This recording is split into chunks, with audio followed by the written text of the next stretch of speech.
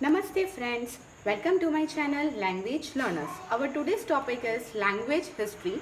So without wasting much of our time, let's begin. History of English, that how it traveled to India. तो आगे बढ़ते हुए यहाँ पे आप देख सकते हैं कि here is a picture of a train and यहाँ पे कुछ हिंट दी गई है कि हम इस किस लैंग्वेज के बारे में हम लोग हिस्ट्री पढ़ने वाले हैं, which language. So here it is English. हम लोग इंग्लिश लैंग्वेज के बारे में हिस्ट्री पढ़ने वाले.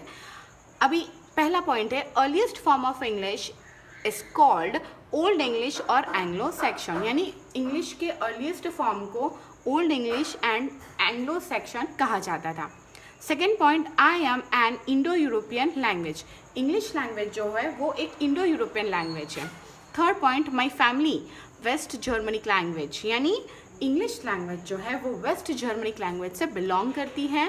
And the fact is that English is the largest language by number of speaker. पूरे दुनिया में इंग्लिश एक ऐसी लैंग्वेज है वो सबसे ज़्यादा बोली जाती है. तो और ऐसे इंग्लिश के बारे में फैक्ट्स जानने के लिए कि वो इंडिया में उसने कैसे इंडिया में वो आई, कौन लाया, किस तरीके से लाए, वो जानने के लिए हमें इस ट्रेन को करना होगा unfold. So let's start with that. So मैंने अनफोल्ड कर दिया है ट्रेन को. Now the first point is the English language set foot in India with the granting of the EIC in 1600. यानी इंग्लिश लैंग्वेज जो है वो ब्रिटिशर्स के द्वारा इंडिया में लाई गई है. और वो कैसे लाई गई है? ईस्ट इंडिया कंपनी की स्थापना करने के बाद. यानी इंडिया ने जब ब्रिटिशर्स ने जब ईस्ट इंडिया कंपनी की स्थापना की 1600 में, तो उनके साथ इंग्लिश लैंग्वेज भी हमारे साथ आ गई थी. तो चलिए चलते हैं हमारे सेकेंड पॉइंट की तरफ. It came through the traders and travellers. Yes, language came, any language, कोई भी भाषा होती है वो एक जगह से दूसरी जगह पे कैसे ट्रांसफ़र होती है, कौन लेके जाता है? क्या वो कोई चीज़ है जिसको हम डब्बे में बंद करके हम लेके जा सकते हैं? No, sorry, it is a language. It transfer through people, through writing, reading and everything. तो इंडिया में जब ब्रिटिश ट्रैवलर्स आए, ट्रेडर्स आए, और वो इंडिया में जब अपना ट्रेड करना चाहते थे, तो वो अपने साथ ना ही वो सामान बट उनके साथ अपनी भाषा भी वो इंडिया में लेके आए हैं. तो yes, it is a true fact that it came through traders and the travelers. Now let us go further. Our third point is, in 1835 English replaced Persian as the official language. 1835 में, यानी 1800 की साल में English ने Persian language को replace कर दिया. यानी इंग्लिश लैंग्वेज इतनी इंपॉर्टेंट हो गई थी कि उसको ऑफिशियल लैंग्वेज बना दिया गया. That's great. Now let us go further for the fourth point. English spread more rapidly as the British established themselves as a paramount power in 18th and the 19th century.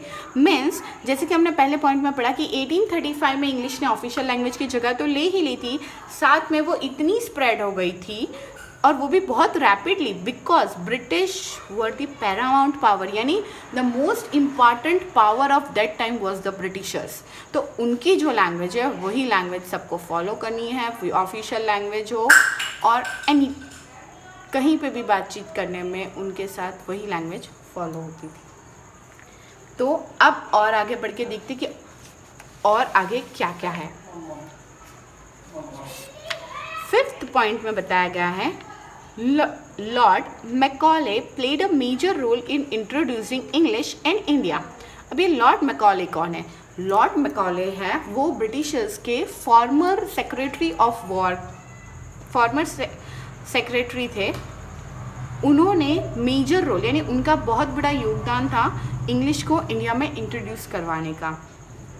Now अभी उन्होंने language को introduce तो करवा दिया. Now अब हम ये पढ़ते हैं कि वो लैंग्वेज, इंग्लिश लैंग्वेज सबसे पहले कहाँ पढ़ाई गई थी.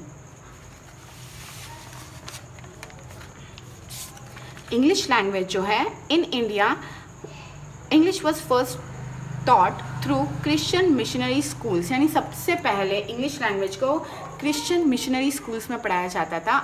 उसके बाद slowly and gradually it came in university, then in school and everywhere.